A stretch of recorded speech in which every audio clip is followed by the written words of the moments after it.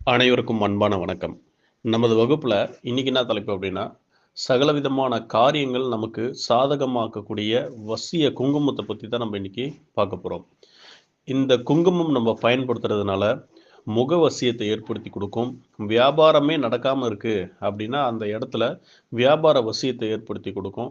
அது மட்டும் இல்லாம பொதுவாவே இந்த குங்குமத்த பெண்கள் நெத்தியில வச்சுக்கிட்டாங்க அப்படின்னா, வீட்ல கணவன் மனைவி சண்டை சச்சரவுகள் இருக்காது. அதே மாரி ஆண்கள் பார்த்தீங்கன்னா, நெத்தியில வச்சுட்டு வெளியில போகும்போது, வரும்போது இவங்களுக்கு சாதகமான விஷயங்கள் நெறைய நடக்கும். உங்களுக்கு நடக்க வேண்டிய விஷயங்கள், நியாயமான விஷயங்கள் உங்களுக்கு நடத்தி குடுக்கும். சரியா? எதிரிகள் இருக்க மாட்டாங்க முக்கியமா. ஏன்னா, நமக்கு எதிரிகள் எப்படி உண்டாகுதுன்னா, முதல் விஷயம் நம்ம வாயால உண்டாகுது. 2வது நம்ம முகத்தால உண்டாகுது. நம்ம முகத்த பார்த்தாலே அடிக்கணும், பிரச்சனை வளர்க்கணும்னு தோணும் பார்த்தீங்களா?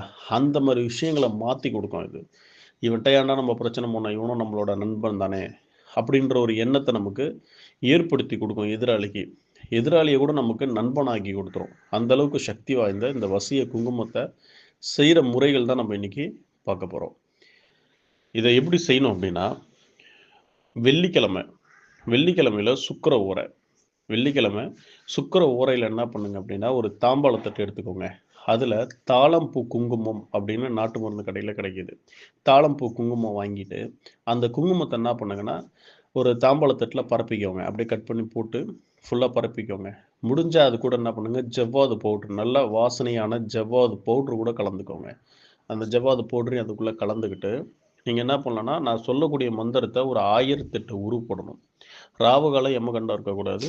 வெள்ளிக்கிழமை இன்னொன்னு என்ன பண்ணலாம் அப்படின்னா, பௌர்ணமி, அதே மாதிரி பஞ்சமி. இந்த மாரி திதியில பண்ணலாம். எப்போ பண்ணாலும் சுக்கிர உரையில பண்ணணும். அதே மாரி நீங்க பொறந்த கிழமையில பண்ணலாம். நீங்க என்ன கிழமையில பொறந்தீங்களோ, எந்த கிழமை வேணா இருக்கலாம். நீங்க பொறந்த கிழமைன்னு ஒண்ணு இருக்கும் பார்த்தீங்களா, அந்த கிழமையில சுக்கிர ஓரையில இந்த மந்திரத்த நீங்க உரு போடலாம். சரியா? இதே கிளையன்ட்டுக்கு நீங்க செய்றதா இருந்தா, அவங்க என்ன கிழமை பொறந்தாங்கன்னு கேட்டு பாருங்க. கேட்டுக்கிட்டு அதுக்கான சுக்கிர ஓரையில நீங்க இந்த மந்திரத்த உரு போடலாம். அதுக்கு உண்டான மந்திரத்த நம்ப பார்ப்போம். ரீம் ஐயும், கிளியும், ஸ்டீம் சவ்வும், ரீம், க்ளீம், ஓம். இன்னொரு தடவ அந்த மந்திரத்த சொல்றேன். ரீம் ரீம் புரியுதா? ரீம் அந்த ரீமு. ஐயும், கிளியும், ஸ்டீயும், சவ்வும், ரீம். இது ஒத்த சுழி ரி. முன்னாடி சொன்னது ரெட்ட சுழி ரி.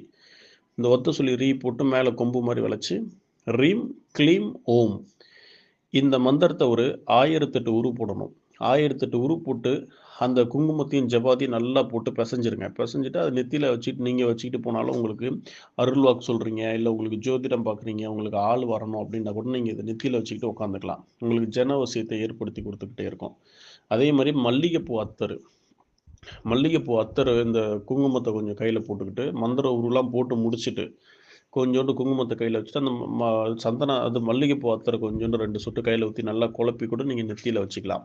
நெத்தியில வச்சு மந்திர உரு போட்டீங்கன்னா, இது நெத்தியில வச்சுட்டு போனீங்கனாலே உங்களுக்கு ஜனவசியத்த உங்களுக்கு ஏற்படுத்தி குடுக்கும். புரியுதா? இந்த மாரி இந்த குங்குமம் பலவிதமான வேலை செய்யும். நான் சொன்ன காரியம் அத தாண்டி இன்னும் நெறைய விஷயங்கள செய்யும்.